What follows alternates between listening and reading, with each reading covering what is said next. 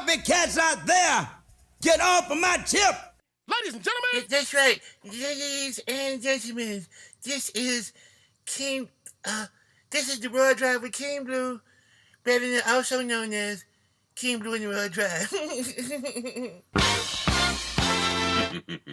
I appreciate that, JBone. What's happening, everybody? This is your man, King Blu. You are tuned to the Royal Drive, and I'm glad you're here. Royal Drive, baby. We're going to get to everything else, but I think we need to start with the incredible amount of losses we've experienced recently. Oh, man. We've lost some greats within our culture, you know. We sure have. And I just want to take a minute to acknowledge that, especially this most recent one, James Earl Jones. That one cut me kind of deep, you know what I'm saying? James Earl Jones was almost like John Amos in the sense of, you know, a dad that a lot of us in our community didn't have, and one that we could look towards. He wasn't as warm and fuzzy as Uncle Phil, for instance, or even Cliff Huxtable. Yeah. But he represented a certain strength and majesty that was not only displayed in Coming to America, but also in The Lion King. And I, for one, and I know many of us are going to miss Mr. James Earl Jones. Me too, man. We don't want to leave anybody out. I'm sure that we all lose loved ones every day, and we all go through something similar to this through our lifetimes. But it's just something about when you lose people that collectively, you know, as a nation or as a culture, we've gravitated towards and looked up to. So salute to James Earl Jones. He'll be missed. There goes another one that I always wanted to meet. Me too. And when they pass away, I look in the mirror and say, stop BSing. Yeah. And I'm going to say that to you. Stop BSing and get out there. Stop BSing. And then maybe when it's your turn, people will remember you too. Yeah.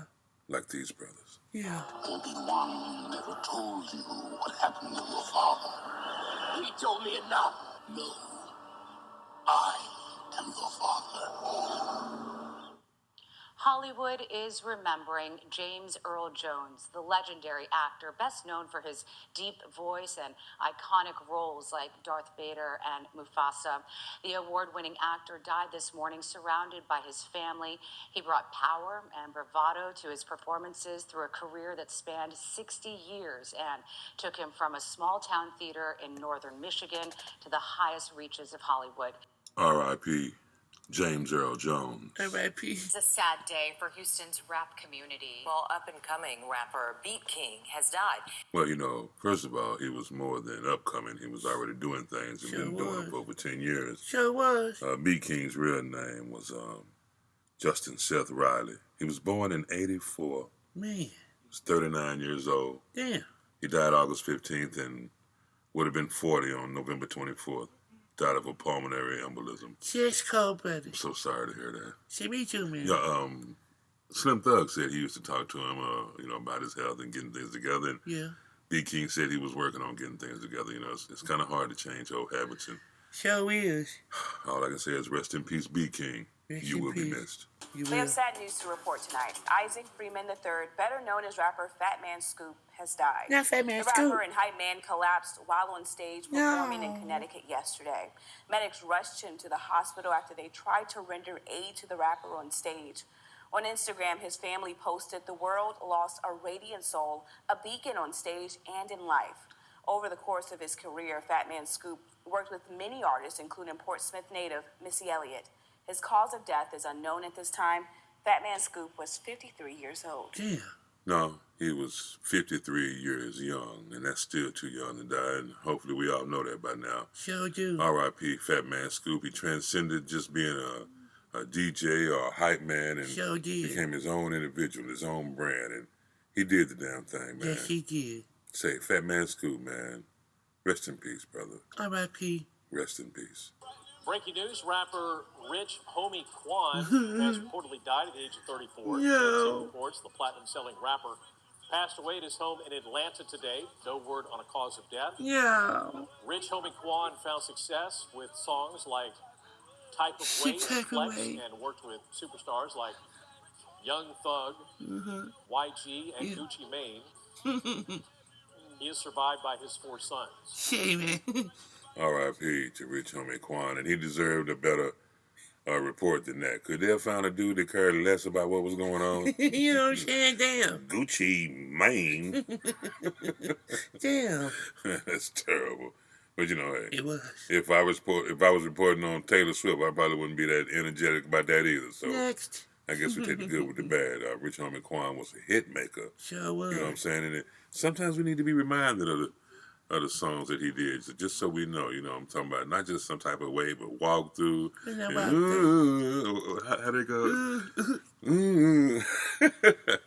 Rich Homie Quan was a character, man. He was a real brother. He was loved here in Atlanta, and he will be missed. Right along with Rico. He sure with Rico Wade, man. We've lost a lot. You know, if we sat back and thought about the people we've lost since COVID, bro, it's been. Why you bring up Rico? Golly, it's been devastating, heartbreaking. Shame, man. You know, the culture suffered quite a few losses. Just keep your head up and down. And all I can say to all of them is, rest in peace. Just like we said before in our previous show, life really is too short. It sure is too short, man. And say, man, you got somebody in life that you care about. Say, shorty, go, no, let them know. You know what I'm saying? You walk by here all hard, you be waking up hard. What? How you hard? Why you waking up? Look out, man. Hold on a minute. No, get it. I mean, Hey, you know yo. what I'm saying? Like a hard knock life. You know what I'm saying? Like brothers, like tough. I don't mean hard. You know. What? Hey, no, get it. Tell your people you love them. Quit trying to act all tough. How about that? Okay, then. This is Southern Kingdom on the Raw Drive with King Blu. She need to hear it all the time. She said, say that you love me, and it'll ease her mind. She said, say that you love me. She need to hear it all the time. She said, say that you love me, and everything will be fine. It ain't automatic, it's not the way it always goes. You gotta work at it, then maybe before you know, your heart is singing a new song, singing a new song. It ain't automatic, it's not the way it always goes. You gotta work at it, then maybe before you know, your heart is singing a new song, singing a new song. It ain't automatic. It ain't automatic. Singing a new song, singing a new song. It ain't automatic. It ain't automatic. Singing a new song, singing a new song. She said, say that you love me. She need to hear it all the time. She said, say that you love me, and it'll ease her mind. She said, say that you love me. She need to hear it all the time. She said, say that you love me, and everything will be fine. Trust me when I say that I love my baby. May not always say it, but that's what it is, lady. I ain't with that yipping and yapping, lying and crying, just to get to the clapping. Hey, that's them little boy games. I done said what it is, and ain't nothing changed. I'd rather show and prove than stick and move. So go on and ease back and get comfortable, let it do what it do. The proof is in the pudding, I don't care what a mouth say. Is it doing what you're doing? Consistently, of course we all wanna hear it. You know, once in a while it warms the heart, confirms and makes you wanna smile. So say it when you want to, not when I want you to. Just continue to do what you do, and everything is gonna be fine, just as long as you remain all mine. She said, say that you love me. She need to hear it all the time. She said, say that you love me, and it'll ease her mind. She said, say that you love me. She need to hear it all the time. She said, say that you love me, and everything will be fine. Say it. The Royal Drive with King Blu. Say, man. All right, it's flashback time. Don't do Just this. in case you may have missed something that happened earlier in the show, Say. here's a little recap on some of the things that you may have missed. We don't have to do I this. hope you enjoy it. You're listening to The Royal Drive, and I am King Blu. Say, man. Let's take a look at traffic. Man. Hey, how's it going up there? Hi, King Blu. This is Dexter Willis in Copter 1, high above the city. Traffic appears lighter than usual. There was an accident near MLK on I-20, but that's been cleared up. Looking back at 85, all lanes are clear, and... What's going on here, Shouty? Who is shooting? What you doing in my helicopter? Excuse me? You heard me, say King Blu, baby. What's going on, man? What's going on, boy? Hey, Jake, man, I'm sorry, but management decided to go in another direction. Didn't they contact you? My phone out, Shouty. What are you doing in Copter 1 anyway? Aren't you afraid of heights? Yeah, I am. I mean, but I fell asleep back here. Yeah, okay. Say, man, you didn't even have to play that, man. You know, it's a long time ago, man. Say, man, you shouldn't play that. Hey, man. You shouldn't play that. Hey, man, it happened, bro. You know, that was a flashback. You know what I'm talking about?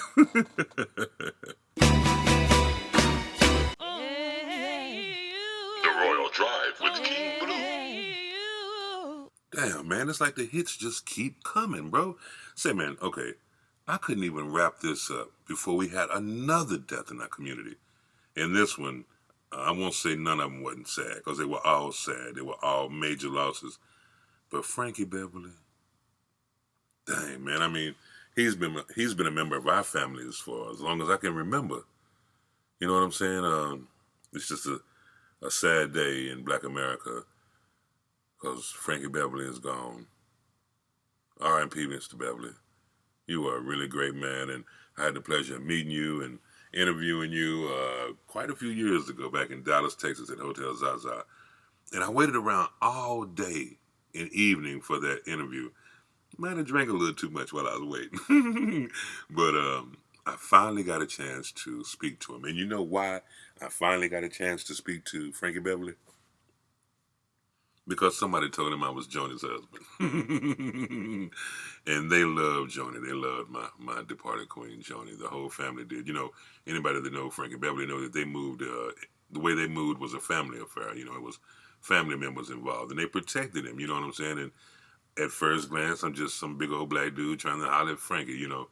But once they found out my pedigree, you know, and it's funny because me and Joni was having a discussion around that same time about which one of us was the most famous. Because at the time I was on Sports Radio 1310, The Ticket, doing my thing, talking sports and contributing on, 105.7 with Black History Facts and just, you know, doing my thing throughout the community. Meanwhile, you know, Joni was at, you know, the mansion on Turtle Creek and then Hotel Zaza and the library, you know. She was, she proved, she won. And I told her, hey, my hat's off to you. I wouldn't have got a chance to speak to Frankie Beverly if it wasn't for you. Now, by that time, I was fairly inebriated, but me and Frankie still had a good time, and I'll never forget that. I remember telling him, I said, man, I never get to come to any of your shows because y'all are always performing on the Sabbath, you know, and it would either be Friday night or Saturday, you know what I'm saying? So this time, that particular year, he was coming on like a Thursday or, you know, Sunday or something. And he said, I'm not coming on the Sabbath this time. I said, man, you got me. But it's just really crazy, man, because, you know, as much as we love him in Dallas, as much as we love him in Louisiana, as much as we love him everywhere, to find out them cats was some Philadelphia brothers, you know, made a lot of sense. So salute, Frankie Beverly and Mays. May your music last forever. Thank you for the joy and the pain. Thank you for, you know, the golden time of day. Thank you for after the morning after. Thank you for recognizing silky soul singers, or how I used to say it, silky soul singers. Understand me? So, thank you, Frankie Beverly. Your persona, your music, your band, all represent good times for us, and maybe that's another reason why we're so sad. You represented a good time. And as Black Americans, we don't have nearly enough of those. Most times, we laugh instead of cry. Thank you, Frankie. And thank you to our older generation for putting us on and making us respect good music, great music, and having respect for our oldest. This is a tremendous loss to the Black community. tremendous loss to the music community and a tremendous loss to the world. Rest in power, Frankie Beverly.